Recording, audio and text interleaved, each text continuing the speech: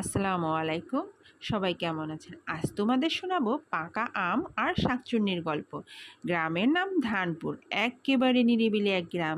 চারিদিকে ধান ক্ষেত, মাঝে মাঝে কলা গাছ আর একটা পুরানো বট গাছ, যার নিচে নাকি শাকচুন্নি থাকে এমন কথা সবাই বলে। একদিন দুপুরবেলা গ্রামের বুদ্ধিমান ছেলে রাজু গেল বট গাছের পাশে পাকা আম কুড়াতে। আম গাছ না, তবু বট গাছের নিচে পাকা আম, ব্যাপারটা অদ্ভুত না? রাজু তাকিয়ে দেখে একগাল হাসি মুখে সবুজ শাড়ি পরা মহিলা দাঁড়িয়ে, কপালে বড় লাল টিপ, পায়ের নিচে মাটি নেই, ভাসছে। রাজুর মাথায় তখন একটা কথাই ঘুরছে, এই মহিলার ছায়া কই?